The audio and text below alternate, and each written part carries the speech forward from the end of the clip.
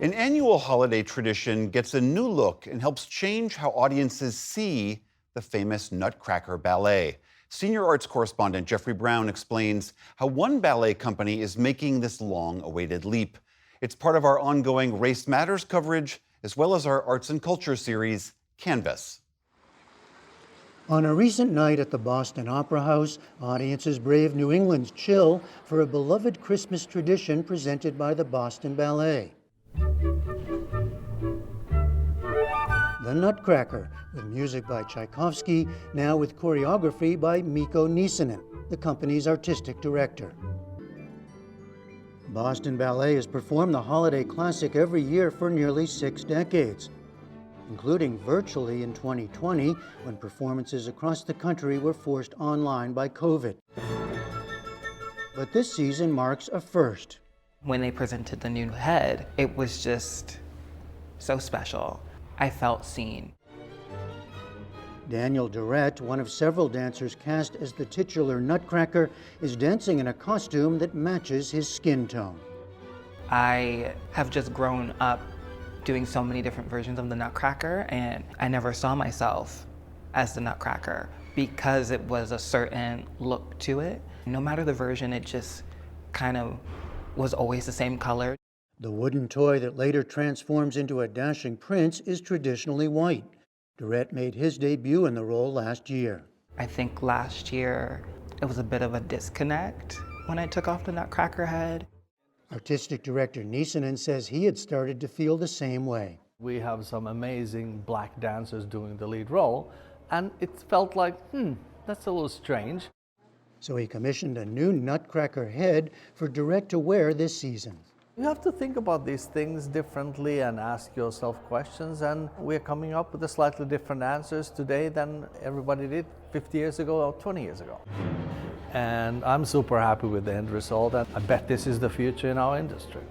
That, says Niisinen, fits with the larger mission of Boston Ballet, one of the most diverse companies in the country. To be a ballet company of the future, which is what we aim, is to be truly relevant for today's people. I don't want us to be a museum or church, but a living theater for today's people. It's part of a broader movement in the art form. The Nutcracker was first staged in 1892 by Russia's Mariinsky Ballet.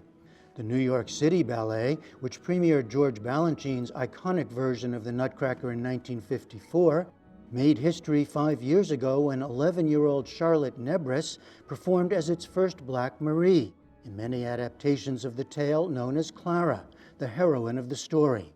And last year it cast 2 black dancers in the role of Dewdrop for the first time. This year, the Oklahoma City Ballet has also taken a new approach to the role of the fairy. Audiences can watch both male and female dancers lead the Waltz of the Flowers. In 2021, partly spurred by an increase in anti-Asian hate crimes during the pandemic, several companies reworked the tea scene in the second act to remove what many saw as offensive Asian stereotypes. What do we think about the rest of the world in 1890? What do we think about the world today? We know so much more. And the depiction of the Chinese dance, for example, it was much more caricature than reality. Boston Ballet was one of the first companies to sign a pledge to remove so-called yellowface from its stage. In his version of the Nutcracker, Niisinen worked with a Chinese choreographer to develop a new take on the scene, inspired by traditional Chinese ribbon dancing. Ming-Min Hui is Boston Ballet's executive director. As a Chinese American, it's been really personally significant to me to work for a company that understands that what it means to represent different cultures means really actually engaging with and understanding the underlying culture that's being represented on stage. As with ballet companies everywhere, the Nutcracker is Boston's biggest moneymaker of the year. Over 100,000 people see it every single year. And so this is the asset that we take then incredibly seriously when it comes to how to make it inclusive, how to ensure that no one is boxed out of that experience. That includes through partnerships with local organizations like the Boston Arts Academy, the city's only public performing arts high school. This year, students, including 18-year-old Maura Cardozo Gonzalez, attended a rehearsal as well as a performance. It's so magical to be here, to see it, so inspiring as well, to come in here and sit here. It makes you get goosebumps sometimes, a lot of times. 15-year-old Marcus Colliman, a contemporary and ballet dancer, was excited to see Daniel Duret's new costume.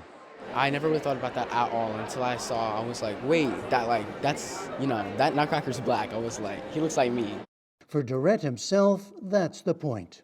To have a head that looks like me, I'm hoping that inspires other children that look like me so they can know that they can do it. The first show that I did, I was just like very, very emotional because I just like never saw a head that color. It felt perfect, it felt right, and it felt more, I think, believable for the story as well. A story continuing to evolve. For the PBS NewsHour, I'm Jeffrey Brown.